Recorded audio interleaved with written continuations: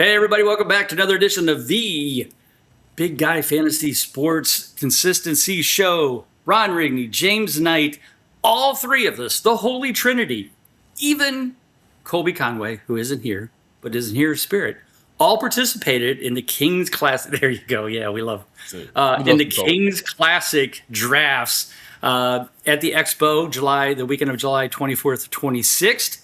We're going to share some of the picks, not only what we made, but others made, and kind of show you some of the value you might see, especially in a deeper league, 14 teams, 3 flex, that kind of stuff. We'll do that next.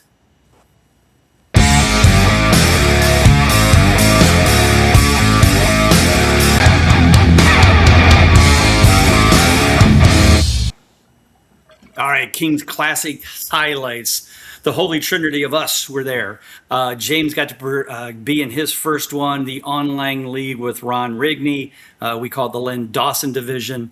This was all started in 2018. I had for years listened to the baseball best of best drafts that they did all the time, and it was called Labor and the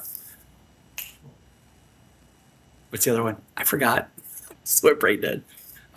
Labor and Tout Wars. Yes. Tout Wars, yeah. Yes, Tout Wars, which had the best of the best, either in New York or some kind of cool place, usually in the New York area. They would meet, draft live. It was covered on SiriusXM Fantasy Sports Radio. I was just sitting there almost every year, especially as it got closer, as I got more and more into this idea of an expo and something in Canton, Ohio, and I'm like, why do we not have this for football? Now, my good friend Jake Seeley has Flex, Fantasy League of Experts. Great league, but a lot of them are online. It wasn't live. Yes, Sirius Radio would cover it, but it just didn't have that pizzazz feel as much as I love Mr. Seeley, and I love being in it because I'll be in it. I think our draft starts Monday. Anyway, I came up with the idea of why don't we have one in Canton, Ohio. We will draft live in the Pro Football Hall of Fame.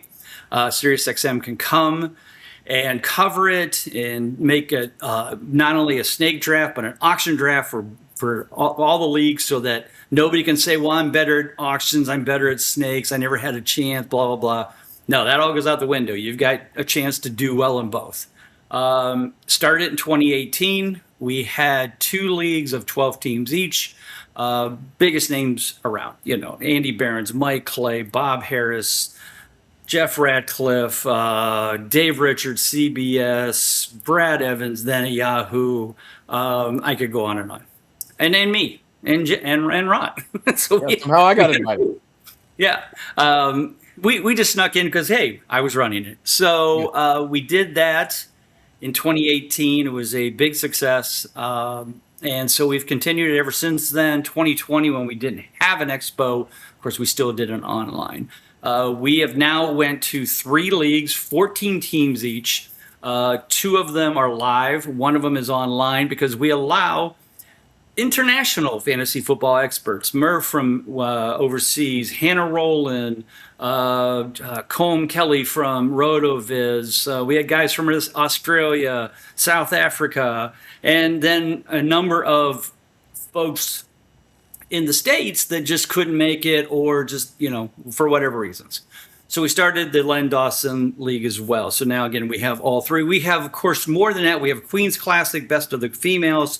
We have an IDP Classic. We have a Fans Classic. We have a Dynasty Classic and a College Classic as well. So it's just grown into something I never imagined. But the fun part is just looking at these drafts, because it's 14 teams. And if you've never been in a 14-team league, Ron, James, I'm going to let you guys say it because it's rough. So, Ron, welcome to the show. Talk about your first experience on a 14-team, and it's 1 quarterback, 2 running backs, 3 receivers, 3 flex, no kicker, no defense, 1 tight end. So it doesn't really get, when you go through the positions, it's not a whole lot different than what you normally have in your 10 or 12. It's pretty standard, and we talk about it all the time too. once you get to those three flexes, man, that's where it starts to get dicey, and that's where you start to, again, you don't have to waste a pick on a defense, you don't have to waste a pick on a kicker, but this is, when we talk about tight ends, I'm always like, don't be afraid to flex a couple tight ends in there. It works Yep. out. It works out. It works out for me more often than not.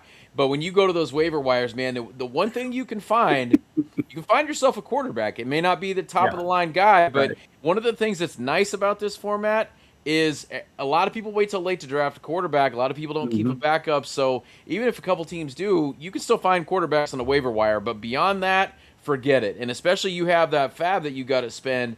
If that hot free agent comes up and nobody Yep. drafted him or nobody stashed him, it's this just to see what you Ugh. got, and Yeah. that's where it gets crazy. And we always talk about too, that goal is you want to try to get 10 points from each one of those flex spots. We feel like that's Yep. kind of the sweet spot. If you can get, a total, well, I guess I should say an average of 30. If you got a Yeah. guy that has a big week Total and of he at picks up least. the other guy that got you like 4, that's what sets it apart. But man, those waiver wires are just brutal.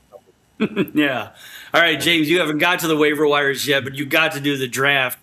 I assume it's not your first 14 team draft. Maybe it has. How did you feel about the draft when you got done, just on the snake draft alone? Yeah, I've been in a couple 14s, like you said, but this was a Okay. different animal. Oh We, yeah. we, we got through it. We started moving through some stuff. First couple of rounds, you feel kind of comfortable because you're moving around. You're in that 5 to 6 range of guys you might like.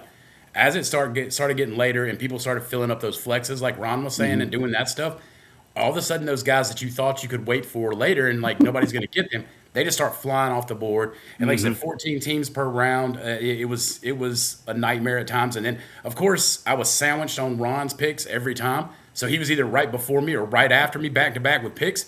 So that there was a lot of, I think we liked a lot of the same guys there. So there Well, was of course, probably a right? lot of Yeah, right. yeah, we were looking at each other probably a couple times and we're like, oh my, I know he's going to take that guy. So yeah, Yeah.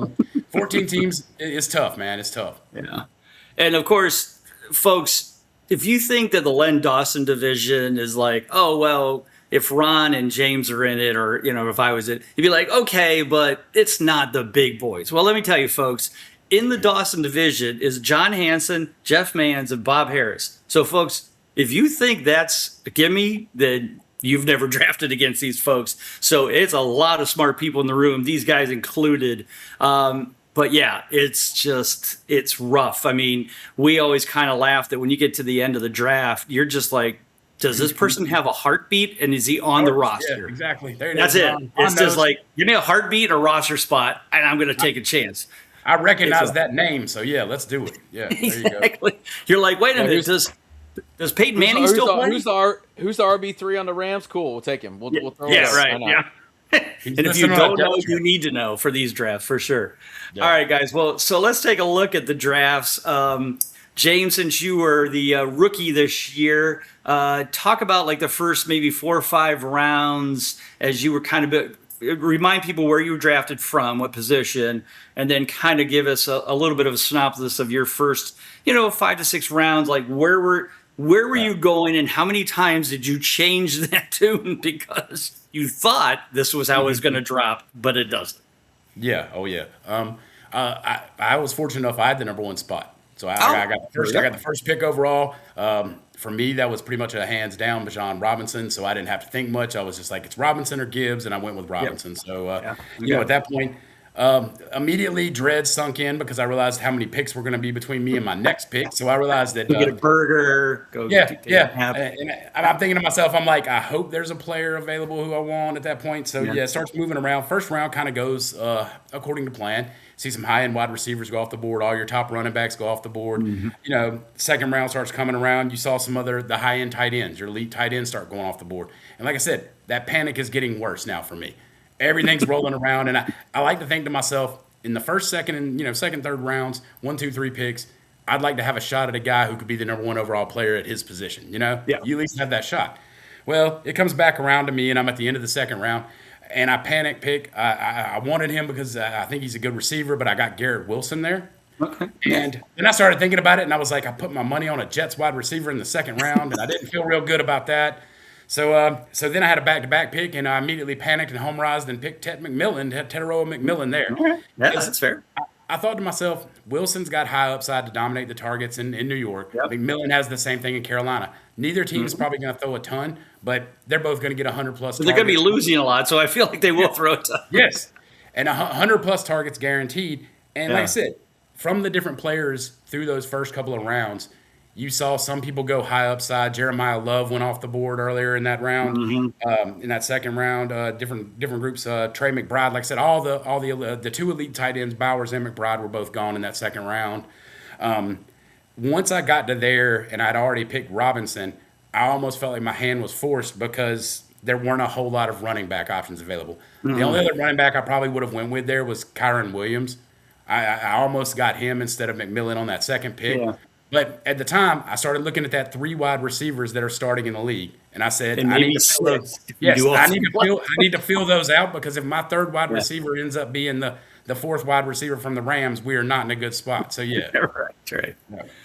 All right. So what did you do then on the 4, 5, and 6 spots?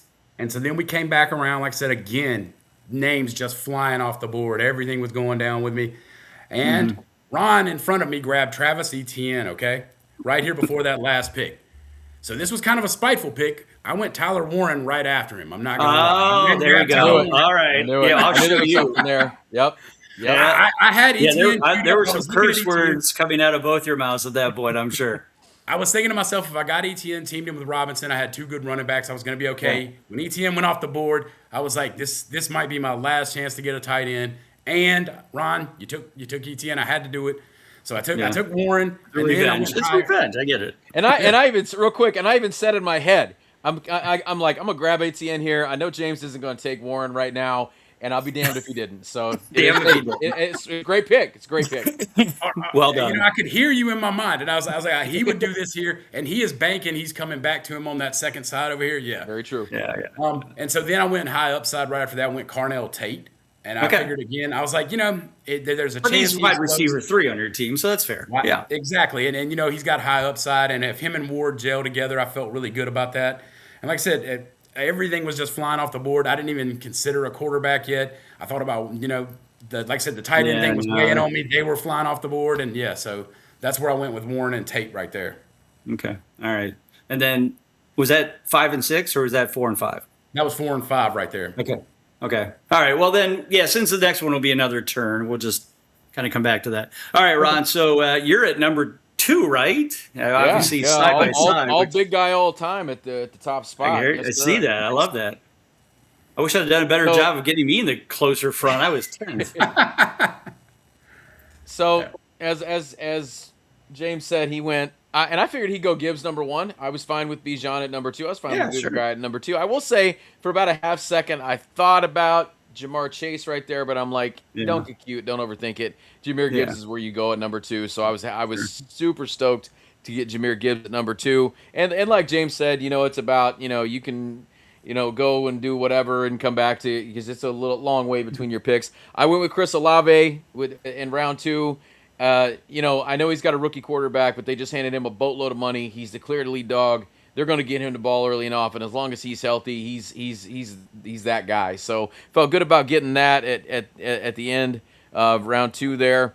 Came back and kind of like what James was saying, we start 3 receivers, but also we talked about those flex spots. So I was looking there. Wasn't really a whole lot of and again I kind of looked at Kyron Williams there as well, but there wasn't a whole lot of running backs that I felt like I couldn't get a little bit of similar value later on. So I went ahead and went Zay Flowers. I love me some Zay Flowers. I've had Zay Flowers, I think, in this league at least the last 3 years in a row.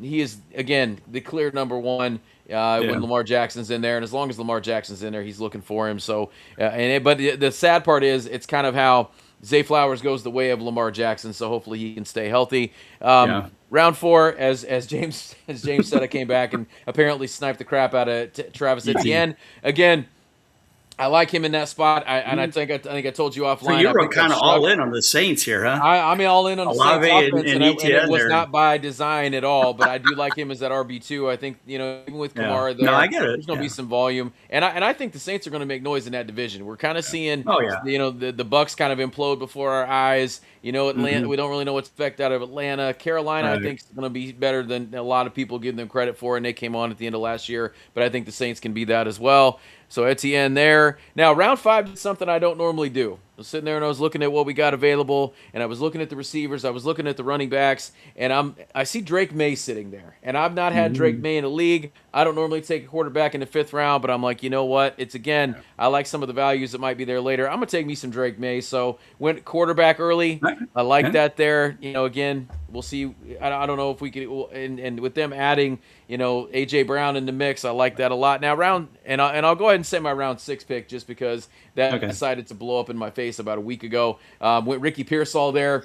Got Ricky Pearsall in a couple of leagues. Yeah, that stings a little bit. So hopefully I was able to get a little bit of receiver depth. But man, I thought I had my 3 receivers set and then I was going to attack those flexes, but had to bump one of those flexes up into that 3rd receiver spot. So happy with the way things went. Was happy to get Pearsall in the 6th round, but we saw how that went. So already starting a little bit down, but I think we'll be okay.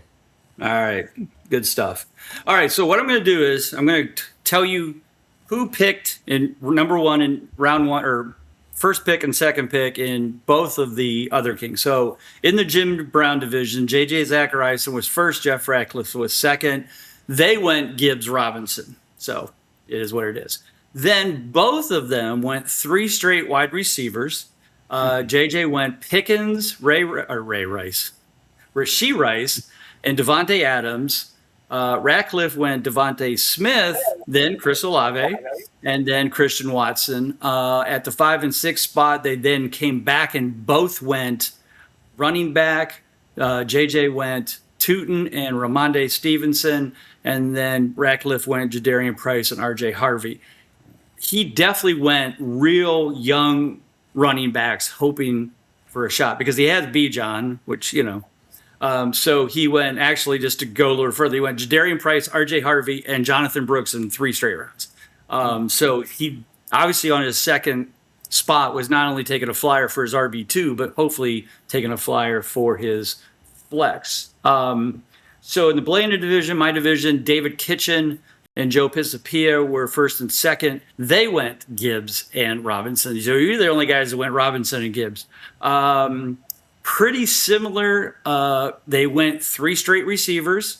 David Kitchen went Rashee Rice, then Devontae Smith, then Christian Watson, and then Pisapia at number 2 went Olave, Flowers, and DJ Moore. In the 5th round, they both went tight end, Colston Loveland, Tucker Kraft, and at 6, Jonathan Brooks, and then Jordan Addison was their group. Now, let's talk about the fact that I was 10th. I was not happy about it. But, like I told the guys, it's not fixed in these 100-yard rashes that if I'm getting 10th. And I'd probably be 10th if I had to race these guys anyway. So it's probably pretty fair. So at 10, I, of course, went into it thinking I'm going to go Lamb and A.J. Brown. That's perfect for me. And then C.D. Lamb went right before me. Shane Hallam took him. So there was A.J. Brown, but I'm like, first round? I don't know if I can do that for A.J. So I did Jonathan Taylor. Came back. A.J. Brown, of course, got taken before it got to me at 10. Because guess what? There's not 4 spots between 10 and there's 6. Actually, there's 8. Take that back. There's 8. So I went running back again. I went Kenneth Walker. I'm not a huge fan of Kenneth Walker because I always feel like he's just one hold muscle away from just being done for the year. Knock on anything, Lanium, my computer, whatever. So far, so good in preseason. I'm hoping that they can keep that up.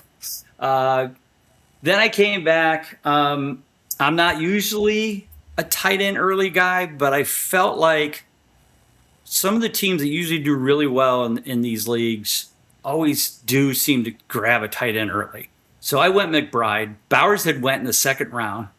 This was the end of the 3rd, basically. So I took McBride, came back, took our favorite, David Montgomery, as my 3rd running back. So I still have no receivers because I just looked at the receivers and I'm like, they're all the same at that point. Then I did go, and I'll just kind of go through them. Marvin Harrison, DK Metcalf, Jaden Higgins. Yeah, that's how bad it gets when you get to round 7 for So I'm like, didn't like that. But it just felt like that was the best case scenario that Higgins could be a decent wide receiver three. But anyway, and then took Burrow as my quarterback in round 8. Our divisions, especially the Blanda and that, I don't know about you guys. When was your first quarterbacks taken? Let's see. Well, I know I went early with Drake May. I don't think Okay. he was first off the board, but that was round 5. Trying to find Josh Allen here. Josh Allen in ours went round 4, pick 10. Okay. He would have been the first one off the So, board. yeah, Blanda And division. I was second with May, and then Okay. let's see, Lamar went round 5, and then Jaden Daniels went the end of round 5. So Allen and mine went 4-11. Jackson doesn't go to the 6th. Then in the 8th, it's Jaden Daniels, Joe Burrow, and Drake May. That was that group. The other group, the first quarterbacks went around 5, Allen, Lamar, and Jaden, and Burrow. Then round 6 was May, Hurts, and then a big wait. What about you, James? Yeah, it was pretty much the same way. And I in our league, I felt like Ron was just saying, Josh Allen went, and I think Ron almost kind of started it when Drake May went in that second spot. Oh, And I think okay. some people were Yeah. probably hoping that was going to fall some. We started Mm-hmm. seeing all those other quarterbacks keep falling all the way through, and I ended up getting Bo Nix at the end of round 6 out of I mean, like at that point though, we had Wow, I already. must have went on a heck of a run then. Yeah. Jalen Hurts was, I think, 3 or 4 picks or something ahead of that, or doing something somewhere in that. I Wow. believe he Okay. was 2 picks ahead of that was Jalen Hurts. Joe Burrow had already gone at that point. Yeah, I feel like when May went, kind of, I think some people started panicking on getting some quarterbacks. The running quarterback started flying off the board. And I knew I wanted Nix as a running quarterback at some point. It was Sure. either him or Caleb Williams if I waited. And being the Denver fan, I think him and Waddle were going to blow up, so I grabbed him right there. One more quarterback I want you guys to look up because he's a favorite of mine from a consistency standpoint, and he's been going pretty late in some drafts. In these drafts, ridiculously late, and that is Trevor Lawrence. Yeah. When did he go in your guys' league? Round 8, pick 4, Bob Harris. And I mean, even Dak Prescott went the round ahead of him before that, too, Yeah. right? Yeah. Yeah.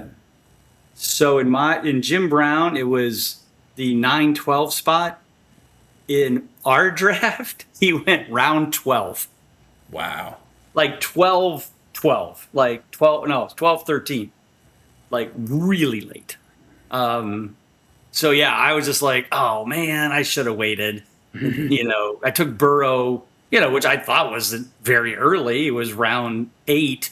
I'm like, well, maybe I could have taken, like a Chuba Hubbard or maybe a different receiver, I guess is what I was thinking. But really, again, there wasn't much there. I mean, it was, Matthew Golden's, Jalen McMillan's, that kind of stuff. So anyway, I just wondered on that. All right.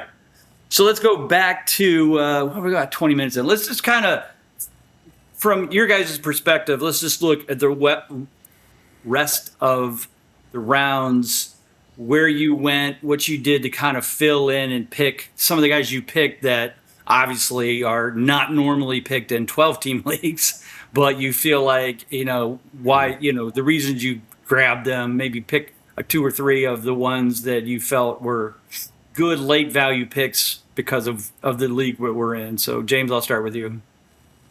I had got receivers early. Like I said, I got my starting 3 off early and did some stuff. One of the picks that I got ended up in round 11. Like I said, I'd already got my quarterback. I'd already got a second tight end with Kelsey at this point behind Tyler Warren. So I felt pretty good about some things moving forward. I went and got Jalen McMillan from Tampa Bay. Okay.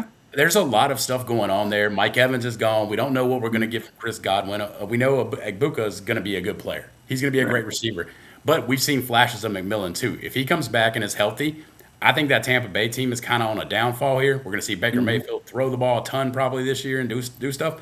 I think for an 11th round pick for me, I liked McMillan there with an upside as long as he can stay healthy. So I liked him there. And then one of my other later picks that I also got was Jeremy Bernard, the rookie receiver from Pittsburgh. He's Pittsburgh, right? Yeah, yeah. And I keep hearing good things about him, and even Aaron Rodgers has said good things about him, which I don't think happens for rookies, especially receivers often. Yeah, right, So, right. so you know, and in that with Mike McCarthy there now, Pittsburgh's probably going to pass a little more than they have in years past and do some play action stuff like that. I feel like Sure. Bernard fits that really, really well. So I feel like he was a high upside pick. And I also, on a counterpoint to Ron, I picked Deshaun Stribling, the Dribbling? receiver from San Francisco. Yeah, I mean, who's there's got to be a human body there without a soft tissue issue at some point, right? So he he might be does that too, guy. but Yeah, yeah, they all gonna have. get, yeah, they all got it. They But got to move away from the substation. That's all.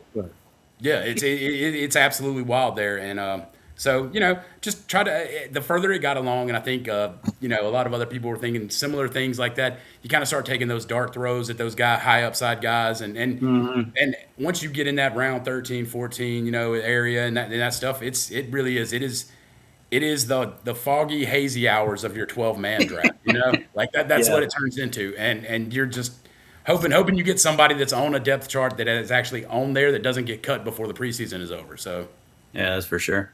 That's for sure. Ron, what about you? What's some late values you liked on your team? I liked getting Romeo Dobbs round 8. I liked it a lot better when I thought he was a flex. Now he's my wide receiver 3. I don't love that as much, but Hey, that's I it, still though. like that pick. There's still a all little right. potential there.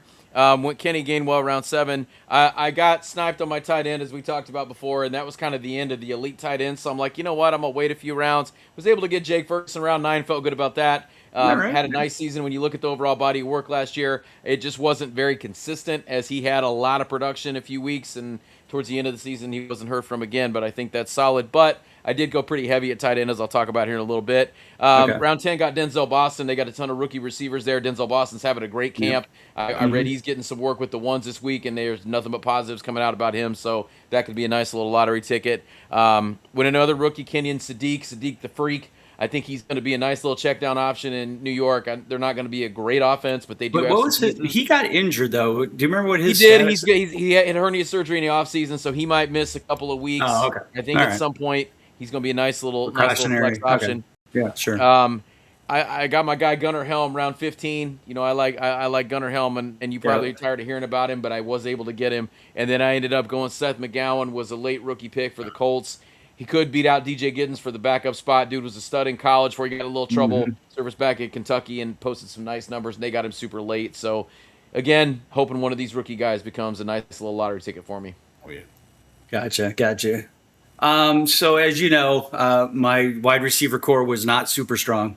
So I ended up taking 4 more receivers. Malik Washington, who at this point, is he the number one? Is anybody the number one in Miami? I'm like, somebody's got to throw the ball to somebody. Dontavian Wicks, if you remember, he got traded over or signed by the Eagles before the whole trade, but it was like when they knew A.J. Brown was gone, they pulled Wicks over. So I'm hoping he gets some love. I mean, yeah, Mekhi Lemon's there, but rookies are rookies, so we'll see. I did take Chiggy as a backup tight end, and then got a third tight end who I've grabbed late in almost every draft that has this kind of depth. And I grabbed Dalton Schultz because, as we all know, he was 10th in total points, top 10 in consistency, and if he can, like Ron said, if you can get 10 points, even 8 points out of your third flex, like that is not bad. The only I always take a backup quarterback. Some of these guys do not. I took Patrick Mahomes in round 12. I got Burrow, but you just never know with Burrow. And then my one dart throw, which may end up working out really well, is I grabbed Marshawn Lloyd in round 13. Now, we know that Josh Jacobs is, we don't know, right? But if you notice that Josh Jacobs now has been a little injured and he's not playing as much, so I'm starting to get that between the lines feel that they're kind of preparing Lloyd to be a little more prepared to be the starter than that. So I'm hoping that I'm right. Or I may be just making stuff up. But anyway, but no, good drafts, I think, by all of us, and we'll just see how it all plays out. Like I said, these games, you just never know. I mean, I feel like I had figured out before, if you can get between 130 35 to 140 points on a weekly basis, you have a really good chance of winning. Granted, when bye weeks, especially, big bye weeks hit, 110 may win. And I've won games at 96 points, and I've lost games at 140 or 180 and lost to somebody. So it happens. But it's just kind of that way. So we're at the half hour mark, but I do want to spend just a little time talking about the auctions because these are the most fun. James, one of your first auctions with this whole 14 team. So I'll start with you. I'm sure you've done auction drafts before, maybe not 14 team leagues, but what was when you go into these auctions, especially this one, are you a stars and scrubs? Are you a more in between value, trying to get more guys in the $20 to $30 range? Or do you just go get your guys and you'll worry about the money later? It's kind of a stars and scrubs thing for me, especially Okay. here in this one. It really was. Yeah. There are times where I feel like in smaller leagues, I feel like I can kind of play that advantage to me of say, let's pile on those $20, $30 guys.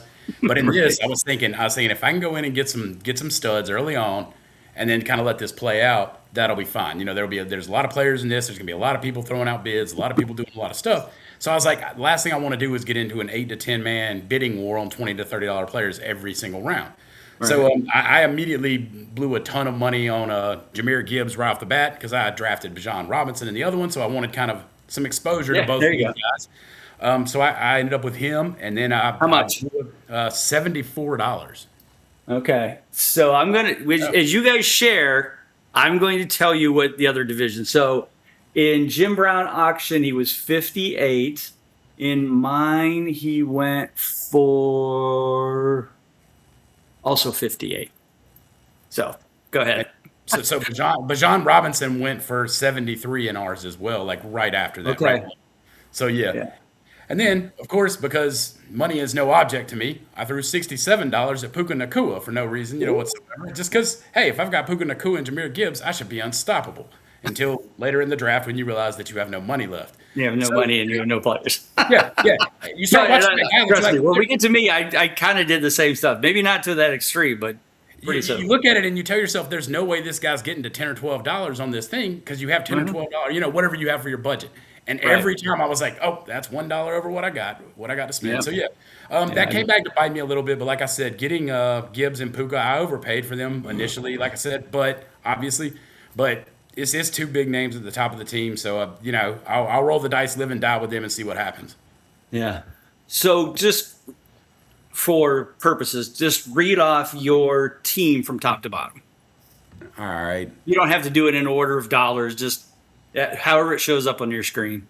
Joe Burrow, Jahmyr Gibbs, Jeremiah Love, Malachi Fields, Jacoby Lane, Puka Nacua, Brenton Strange, Gunnar Helm, Xavier Legette, Cade Otton, Jacoby Brissett, Demario Douglas, Emmett Johnson, Nick Singleton, Brandon Ayuk, and Luke McCaffrey. Oh, so you got Ayuk for $1? I do, and I've got him stashed down the IR just in case. So, yeah. Ron, how did you let him outbid you for Gunnar Helm? Well, it came down to those $1 holler picks, and he did $1 for I did. That's all it came down to. I'm like, wait a minute, Ron didn't get Gunnar Helm? How did this not happen? Oh, trust me, I was salty about that too. This guy's sniping me left and right at tight end, man. All right, Ron. So talk about your team. Some of the did you do a more strategy like value, or did you go star scrubs as well? I tried because I've done star scrubs in the past, and that was terrible the year I did it. And again, for some reason in our league, those top guys are always $15 to $20 more than the other two, and it is right ridiculous. There. So James, don't feel I wasn't picking on you, but I wanted to say that because it's always like that every year. It doesn't matter who's drafting. I don't know if it's because when we get done, that's one of the first things you text me is how much did Bijan go? How much did Gibbs go for? Because it's always ridiculous. And you know what I think it is? I really believe it's the live. I'll call it the live factor, because everybody in the room is, maybe you're not watching, but you're paying attention. Like We're online. It's so easy to click one more dollar. There, when these guys are, hey, but I don't say, but I'm going 10, but you're like, "Ooh, I don't know. Yeah, So you're saying and when you're in the room and you feel the universal cringe, you know that's the last bid you should have put in right there. You're well, done when you or feel that, you know? and don't get me wrong, everybody has a different No. strategy, different, I'll think, okay, I know Ian Hartis is going to go an extra buck here on this. I know it. And then he does it. But this guy does. And it's just, you can't read the room because it's just Yeah. different people. It's just, even people that are same, auction is just so different. Like, I know from an ADP perspective and drafting with these guys for as long as we have, I know a X player is not going to get it to me if it's got to go through that person. Now if it's Colby, it's Houston Texans. But even like Mauricio and Marcus Grant and some of these guys, like you just know they're kind of following I'll call it the ADP list a little bit more straightforward. Where like Hartis will go just off the wall all the time, and you just don't know, especially in the auction drafts. He's that guy that at the beginning, for the first 5 or 6 times that he brings somebody up, it's somebody for a buck, and it's somebody that's worth a buck. It'd be like, let's see, what was some of the first ones he got? Like Tank Bigsby, Mike Washington, Tyquan Thornton. Those are the first 3 guys he brought up, and he got it for $3, $2, $2. But he does that because he just does a 180, and you want to go, oh well, it's an extra buck, but then you get stuck with them, and you're like, well, shit, I didn't want Tyquan Thornton, So it's kind of a unique strategy. I kind of dig it. I was almost going to do it this year, but I didn't. But anyway, you went through your team, right? Yeah, okay. Ron, how'd it go? Honestly, not bad. And again, I tried to kind of spread the money out a little bit. I didn't want to go big on those guys at the beginning, so I waited quite a bit. I didn't get a player until the 28th player nominated, so I held on to my money quite a bit. I wasn't going to let James snipe me again for Tyler Warren, so that's what I got there for $19. Wanted to get one of those top tight ends, so with Tyler Warren, was the first guy I got at 19. I wanted in one of these leagues, I wanted O'Marion Hampton. Wanted him to fall to me in the other league, and he didn't, obviously, because I pay having that second pick. But I think that Charger offense, if they can keep that offensive line healthy with Mike McDaniel, it's going to be lights out. And I think O'Marion Hampton's going to be the engine that runs it all. And again, we saw what Mike McDaniel did in Miami a few years ago. So I got him for $47. I thought that was solid. Then I went Chris Olave, 31. Zay Flowers, 31. Rome Odunze at 17. I thought that was solid value, but I locked up my 3 wideouts right there. Got Etienne again for 21. Went Rico Dowdle, Romeo Dobbs, Isaac Tesla for $3. I went Deebo Samuel for $2. That was before he had signed, so he ends up going back to San Francisco. Again, it's kind of one of the things that I benefit from with the Ricky Pearsall thing, I guess, is he should get a little bit of play there, so that's good. Dylan Sampson for 2, and then the rest of them for here on out, it was $1 hollers. And what you'll notice is at this point, I don't have a quarterback yet because the quarterbacks I felt like were going for a little more than I wanted to pay. Like, So how much were your quarterbacks going for? Just wondering. Okay, so like I was looking at Herbert. Herbert, I remember, went for a few, and it wasn't a lot, but it was like it was getting to the point where a couple bucks made a big difference for me. So like Bo Nix went for $7. Caleb Williams went only for 4, which I thought was really good. Jaden Daniels went for 7. I'm trying to find I wanted Burrow, and Burrow went for a little more than I wanted to pay at that point. Yeah, what did he go for? I got him for 7. Yeah. Okay, so you got him. So that actually wasn't bad. Yeah. Let's see. I'm trying to find some more of them. Lamar Jackson went for 13. So there's a couple guys that I just didn't want to pay the extra couple bucks. So from there on out, I was like, okay, I said I'm gonna spend $5 and $5 on my quarterbacks. Every quarterback that got thrown out went for more than $5. I'm like, all right, I guess I'm going with dollar quarterback. So I got C.J. Stroud and Sam Darnold each for $1. Again, one of the things I liked about that was they have 2 of the easiest fantasy quarterback schedules. So hopefully I can mix and match a little bit, maybe pluck somebody off waivers. And then from there on out, finally got a backup tight end with Dalton Schultz for $1, which I loved. You were talking about Miami. I don't know who's there, number one, number two, whatever. Right. So I went Tutu Atwell for $1, and then I went Seth McGowan again for $1, and that closed it out. So overall, tried to spread the wealth a little bit. Thought I did pretty well. I would say I usually come out of the auction not liking my team. I think I like what I did here. Yeah. So the first, I won't say the first mistake, but after the fact, you go shit. So yeah, quarterbacks. Josh Allen is always the most expensive.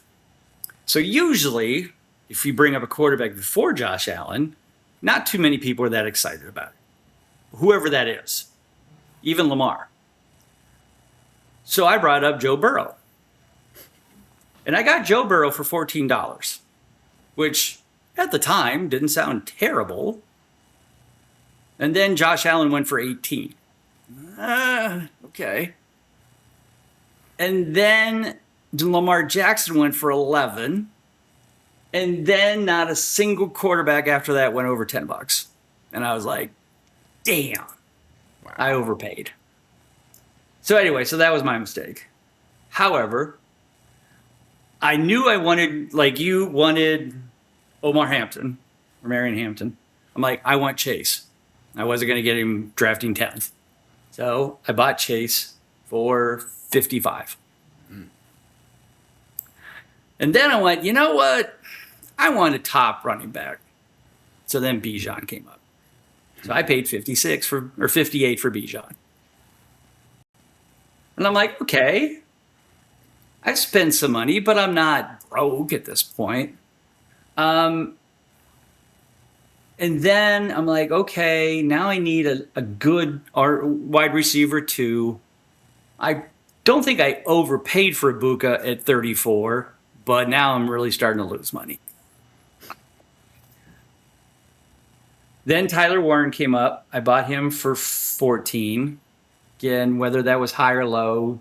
I mean, Bowers and them went for like over 20 each. So well, that was like, $5 cheaper than what I got him for. So that's pretty good. Yeah. But then at that point, I'm basically broke because I have like $22 for like 11 guys or something like it was like maybe it was $30 for 11 guys. No. So, I kept trying to like grab that person. There was one person I should have spent an extra buck on. What was it? Oh, because Nate, what was it? They grabbed him. I don't remember. Oh, it was Tucker Kraft. So Tucker Kraft came up, and I had already drafted Warren, but I love Kraft. And so I got into I'm sorry. It wasn't. I don't remember now.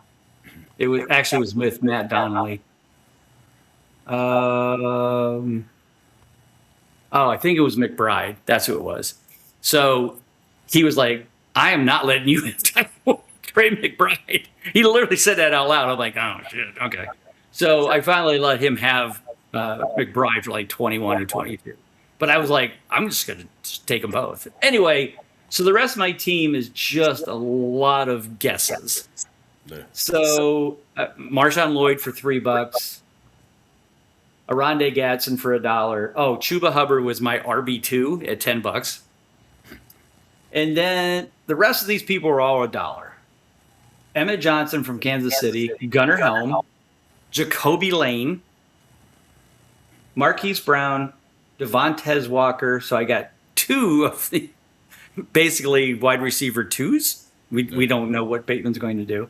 CJ Stroud for $1 as my backup quarterback, Kyle Williams and Trey Benson. So now I've already went on the waiver wire and picked up like 3 more like tight ends and stuff to kind of get some people that like actually are going to start. I mean, maybe Jacoby Lane becomes a good player, but we don't know. So at the end, I probably shouldn't have done that, but we'll see how it works out. Because let's be honest, if Burrow, Chase, Bijan, and Tyler Warren and Ibuka all have normal weeks, that should be pretty solid. Yeah. And Chuba Hubbard just stays healthy and does his job, and Gunnar Helm, so it's possible. I felt very dirty. I took a shower after that, but it was still fun. But anyway, so yeah, so folks out there listening to all this, what is our thoughts? It is, if you're going to be in a 14-team league, go get some help. Ask us, ask somebody. They are not for the weak. If you've only played 1 or 2 years, and somebody says, "Hey, you should join our 14-team league," go get some assistance before you sit down and do that, because you're going to feel extremely lost after about round 8. If it's an auction draft, it's even worse. But in the end, it's a lot of fun. Yeah, it's great. Boy, it really tests your knowledge and your knowing the third running backs and the fourth wide receivers for some of these teams. But Ron, any advice you have for the folks out there of doing these deep leagues, other than maybe just drink heavily? I don't know. It could be an option. No, because you don't want it to go south any more than it's already going to. Yeah, by the time right, you get to that exactly. end. No, it's like I said earlier. A couple things for me from experience. Number one, don't be afraid to flex a tight end or two, possibly, especially on those bye weeks. But also, when you get towards that end, look for those RB2s and RB3s. Those guys always have injuries in front of them, and you're going to get a start here and there out of them, because, again, if those guys are still on waivers, everybody's going to be throwing that fab at them. So, look at those depth charts, know them, study them, but load up on those RB2s and 3s, and don't be afraid to take the rookies as well, because, again, a couple rookies always get thrust into the limelight because of injuries a little bit before they should anyway. Yeah. James, as a rookie, what advice you got for these folks out there? I'm kind of going to stack on top of what Ron said, but a little bit more of my mindset when I was doing it too. I looked at the rookies, I looked at RB2s, I looked at wide receiver 3s and wide receiver 4s, and I looked at those guys that could have any kind of potential standalone value at all. Maybe they're more of a goal line back. They might even get a touchdown here or there every other, certain weeks and do that stuff. And I kind of just kept focusing on that, thinking they could become a starter at some point. They may give me a little bit of standalone value here and there. And like Ron said, the rookies, know your rookies, know that stuff, because if you can hit on 1 or 2 of those in these bigger, deeper drafts like this, it's going to be a game changer, because everybody seems like they're getting talent at the top. Somebody's paying for it somewhere, especially in the auction league, 14-team leagues. Everybody's chasing it. So when you get down into those middle rounds, like I said, do not get into the hazy hours too early, like we were just saying, because when those middle rounds come around, if you hit those picks, I think that's where you really, really win it in these leagues. Yeah, I mean, obviously we had the disadvantage of drafting July 24th. I mean, they hadn't even started training camp. So, like a Jacoby Lane, it was just one of those, like, I'd heard some decent things in OTA. Yeah. So, Rashad Bateman isn't that great of an wide receiver too. It's those kind of things you need to know and just keep an eye on. You don't have to memorize. And yeah, a lot of it's coach speak. But the key is just in the back of your head, and something like that Jacoby Lane could make a difference in me getting to the playoffs and not getting to the playoffs. Yeah. And it could not. So anyway. All right. Ron, you got a card for us before we go? I do. Nice little special one here. I thought this was super cool. I added this for $1. Curtis Martin, little seek and deploy from Fleer 2001, shaped like a bomb. Now, come on. How cool is that? That is very cool. Curtis Martin, one of the greatest to ever do it, doesn't get enough credit. No.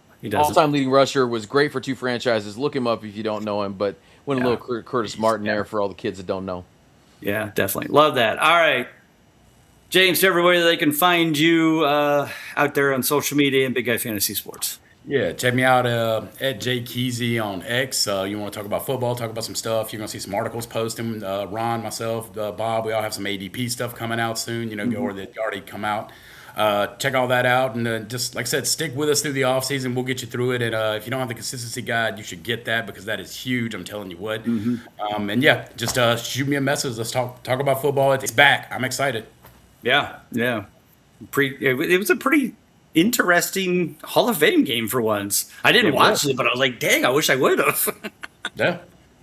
Yeah. Usually being in North Carolina, watching Haynes King on that 2-minute drive and score. I haven't felt hope like that since we watched Cam Newton back up off that fumble. So, we were almost there. Before we go to Rod, did you guys see Adam Vinatieri's induction speech, or hear any of the highlights? Did you hear the rip on Belichick? Yes. Yeah. No. So he said for those you may have noticed, Bill Belichick is not here for my induction. And, I've been okay if it had been the usual, like, okay, coaches, got 2 days, he's coaching and that. But the fact that he's missing this because his girlfriend, he's got to help judge his girlfriend's cheerleading competition. Yeah. Not what I was expecting. Yeah. Love that. All right, Ron, where can they find you, man? Well, of course, he had to get in a dig about Peyton Manning's forehead. Oh, That's the yeah. one I saw, so that was solid. I can't say much. so- Like I got this whole thing going on. I mean, here. I can't say anything either, so that's why I wear hats all the time. So Yeah, sure. Ron Rigney on the Twitter machine, the X machine, whatever you call it. Again, get that consistency guide. You still got time if you haven't drafted. You get on Amazon, get it in a couple days. Go do yourself a favor, get the best tiered draft sheet in the game, hands down. You talked about the ADP stuff. I'm doing a little something for you, and kind of like I prefaced it in my article, you're going to see a couple of these come out over the next couple of weeks. There's not a lot I can tell you that you don't already know, but one thing I did dive into a little bit was where to find that consistency in those turns, because we talked about, James and I talked about it. We both went through it in the snake draft, picking 1 and 2. You got a long time in between those picks, and there's some pockets in there where I did the quarterbacks the other day. We talked about a couple of the quarterbacks now, but there's a couple spots for each position where you can really find some nice consistent players at that the 1-2 turn, the 4-5 turn, whatever it is. So look for those coming out in the next couple of weeks, and just good luck in those drafts. We'll be in and out periodically as the season goes on, and just check out all that goodness at BigGuyFantasySports.com. Love it. Follow me at Bob_Lung on Twitter. Check everything out. Like I said, Ron's got stuff cooking. James will be cooking some stuff. I'm going to be working on the perfectly consistent drafts from each position, a fan favorite. So those will be coming out probably in the next week or two, just in time for big weekends of drafts. Football starts a little bit later. It is September 8th, 9th. Can't remember. Well, it's like a Wednesday night, not a Thursday, but it's definitely right after Labor Day, which is the 7th, so a little bit later than normal. So we got an extra week here to have some fun with. We'll be here every probably Monday, Tuesday, doing some shows, and then of course we'll get into our full season grind with all the articles, podcasts that you know and love. So, like you said, get that consistency guide. Make sure you use the code to get the the deal on the subscription for the year. Only costs you $20. Can't beat it. So for Ron Rigney, James Knight, I'm Bob Lung. Everybody, take care. God bless. We'll see you soon.